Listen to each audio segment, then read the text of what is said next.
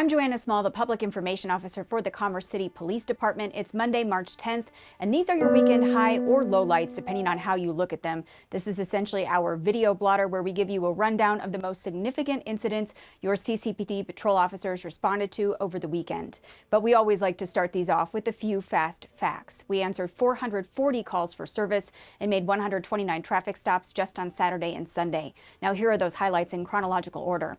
On Friday afternoon, officers responded to the area of East 83rd Avenue and Tower Road for a hit-and-run collision in which the causing driver fled on foot. Officers scoured the area and located the suspect nearby. They immediately smelled a very strong odor of alcohol. We tested him, and his blood alcohol level was nearly 3 times greater than what's legally permitted to operate a motor vehicle. He's now facing almost a dozen charges, the most egregious of which include hit and run, driving under the influence of alcohol, driving without a license, having no valid registration, and having no proof of insurance.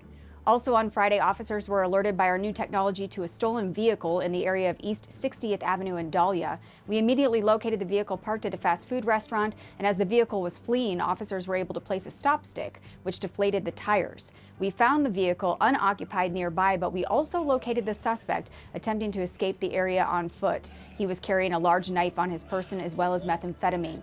The suspect was arrested and is facing a number of charges to include motor vehicle theft, unlawful possession of a controlled substance, driving without a license, unlawfully carrying a concealed knife, vehicular eluding, and obstruction. On Saturday, a concerned citizen called 911 to report a suspect who had been drinking and was attempting to drive away from a location in the 7000 block of Highway 2. When we arrived on scene, the driver was exiting the parking lot and we conducted a traffic stop.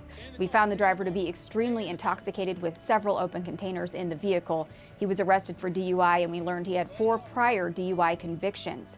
Twice during transport to jail, the suspect offered to pay officers large amounts of money to let him go. He's now facing a number of new charges to include felony DUI, bribery, driving with a revoked license as a habitual traffic offender, and driving with an open container.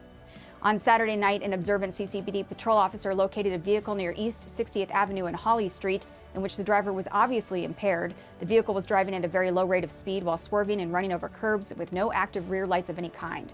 The officer conducted a traffic stop and smelled a strong odor of alcohol. He found the driver with his pants halfway down and a baggie of drugs hidden near his crotch area. The drugs were determined to be fentanyl pills as well as cocaine. The driver also had a protection order against him, according to which he was not supposed to possess or consume alcohol. The driver was jailed on a number of charges to include DUI, driving with a revoked license, unlawful possession of a controlled substance, and violating a protection order. His vehicle was impounded. Overnight Saturday, a proactive CCPD patrol officer contacted a driver in the 9100 block of Tower Road for a traffic violation. He discovered the driver had 2 active warrants for his arrest, one of which for felony assault domestic violence. The driver was arrested on his warrants and transported to jail. And that, folks, is why you should never ask an officer, don't you have anything better to do when they stop you for a traffic violation. We never know who we'll find behind the wheel. Also, overnight Saturday into Sunday, officers were dispatched to the area of 112th and Highway 2 in reference to a felony menacing. We learned this was a road rage incident in which one of the drivers accused the other of pointing a gun at them.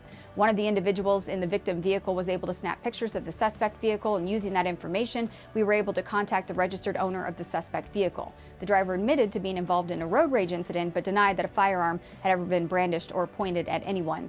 This case has been forwarded to detectives and remains under active investigation. Overnight Sunday into Monday, officers responded to another felony menacing in which the suspect threatened to stab his cousin, then charged at him with a large kitchen knife.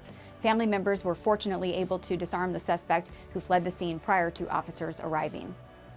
Officers on this same shift had an excellent proactive warrant arrest. In between calls for service, they went to the 5400 block of East 60th Avenue to contact a suspect known to have cut off his ankle monitor and who was wanted on 4 warrants, including 2 felonies for domestic violence and weapons-related charges. They located the suspect inside an apartment and immediately took him into custody without incident. Great work, Patrol. That's all for now. We'll see you next time. Have a safer week, Commerce City, and please remember, if you need us, we are always just minutes away.